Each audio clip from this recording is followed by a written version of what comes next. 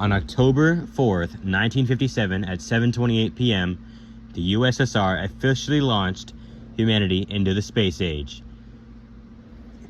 About the size of a basketball, 22.8 inches in diameter and 183 pounds, this satellite was the first object to reach space made by humans. It was launched from a rocket and oversaw by its main scientist, Sergei Korolev, along with the help of Konstantin Tsiolkovsky. Another German scientist, also known as Werner von Braun, helped make the Sputnik. It traveled about 70 million kilometers, and it was a radio device, sending frequent beeps back to Earth. This would be the first object ever in space by a human, marking the beginning of the amazing space age that we all know now. The weather that day was supposed to be foggy. I could believe that, honestly. And let's see. One of the main biggest achievements that really helped bring this thing to fruition was the Orville Flyer. Now, I know it sounds basic, but this mere little flyer that would soon become the aeroplane, which would then evolve into the jets and then soon into the rockets, would help catapult humanity into one of its arguably darkest ages, honestly. Cold War was not a fun time. The first rockets were known as light arrows, and they were used by the Chinese as early as the 1200s. So, of course, that's not the actual first rocket that made it into space. That was a rocket attached to the Sputnik 1. Now, yeah. The Cold War was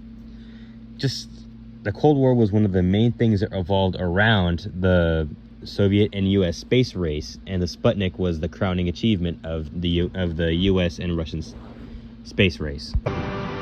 While the Americans were still finalizing their plans, Sputnik was launched.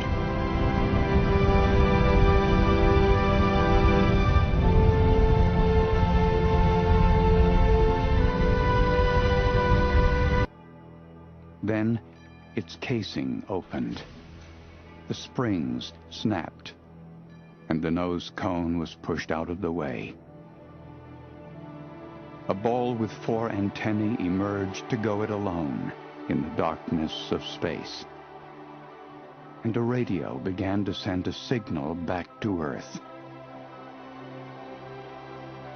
Humanity had entered the space age.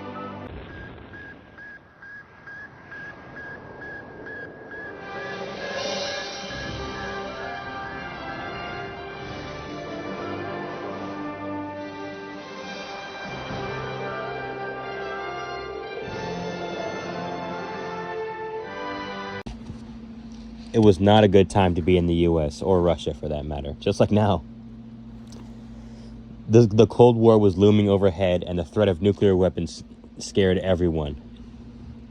And it was more or less a thing to see which country was better. The space race only mattered for people's more or less ego. It was still a big part of humanity, but it was more or less just the ego between the two leaders. That was mostly what the Cold War was, but I still believe the space race was one of the most amazing times, minus the Cold War, because we get to see so many achievements of humanity for the first time ever, and that's just amazing because it's just fantastic. But if you look beyond the space race, the Cuban Missile Crisis would later take place during this time. John F. Kennedy was assassinated.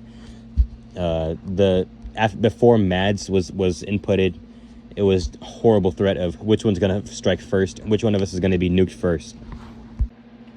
This was a dog-eat-dog world. But fortunately, out of these dark times, we did get some of the greatest technological achievements in all of human history, if not the best.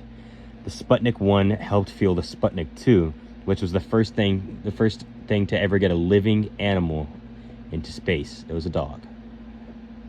From there, the Apollo 11 was eventually developed to debatably beat the Russians in the space race. Who knows who won? It's up for grabs. But even from then, it helped everything. With the Apollo 11 being made into space and proving that humans can live in space, that later helped the ISS get launched, and then soon we're going to see with SpaceX, maybe the colonization of Mars. The Sputnik was, in my opinion, the most important modern age technological achievement ever made, because space is our future.